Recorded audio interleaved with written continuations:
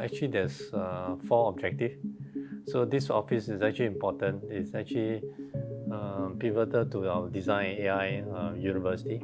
The first on talent development.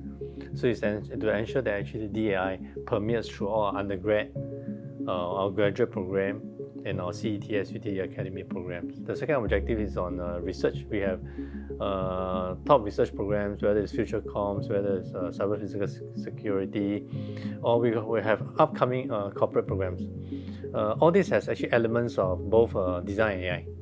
The whole objective is to ensure that this design and AI element actually comes out more significantly, so that the public, our faculty, our students understand that actually design AI is not so vague. It's actually something actually can be tangible, also a big part of research program. The third part is on partnership. So this partnership is more focused on design and AI related partners, both universities, both local and overseas, and also industry partners, top companies in AI and design AI. The fourth is actually to set up these guardrails on trying to understand the use of AI tools, the focus on human-centered AI design, the ethics element within both curriculum and also research. The immediate plans, if you look at the three part, there is short-term and long-term.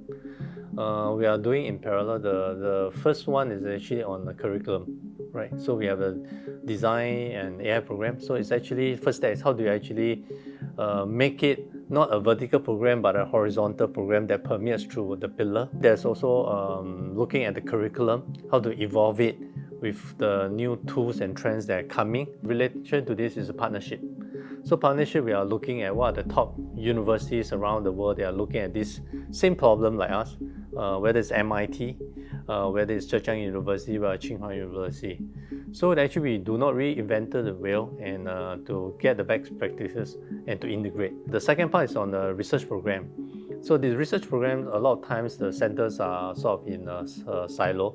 So how to actually coordinate, integrate them, and to bring the DI element into that more significant. That will take a longer time to actually to coordinate. So it will be the talent first, partnership, then subsequently the research.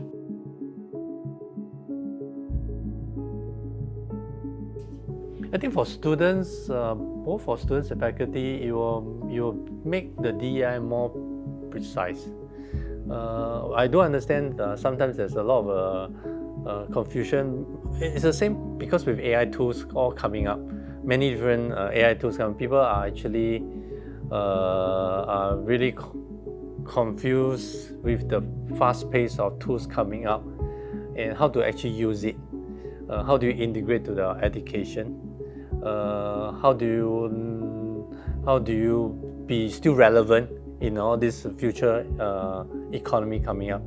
So I think the first of all is to really focus on the talent development part, the curriculum, to ensure that our curriculum really up to date, so that our students are really future relevant, industry relevant, and when they graduate, they are actually way ahead compared to the rest of the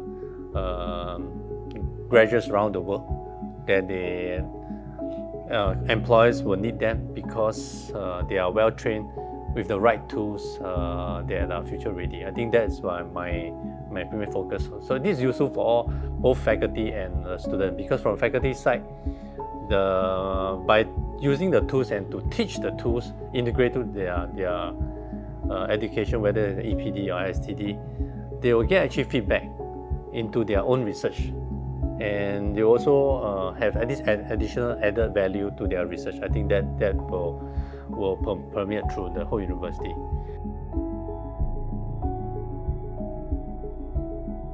People will ask, oh, AI is everywhere, how is it different, how is it unique? Next question is, you bring these two hype work together, what additional value will bring to our students, how you additional value to our research faculty, because they both the students and the faculty need to have a mind change because of the way we're going to run this. I think this is a challenge, so it will take time to convince them.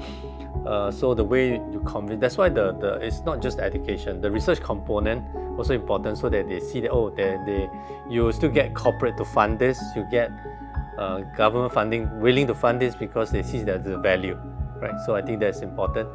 Another way is to get really not just support. Sometimes the way, if the big top names are doing this, whether like for example big corporate companies like Google or top universities like AI are doing this will actually give more confidence to both the students and faculty. As I mentioned, for any new areas or challenging areas, there's always an easy pathway and a difficult path. We actually are embarking on a very difficult pathway because there are less people trying to do this. It's more vague, more challenging. It's easy to do the conventional way because roughly you can see how many steps a few years down what it's going to become. But if you can really achieve the final vision, that is more fruitful than going to the easy way. Because once you achieve it, the gain is not the end goal, but it's the process. Because if you're able to achieve this, what you learn is more than what you can learn from conventional path. So this is always what I try to explain to whether it's faculty or the students. They have to make a choice. You can go the easy way out or the difficult. But life is short. You only can do this while you're young. So it's important to try this because that is really the vision where the future will go. Because this is actually, we have been talking to corporate top universities. People are looking into this. So definitely this is the future.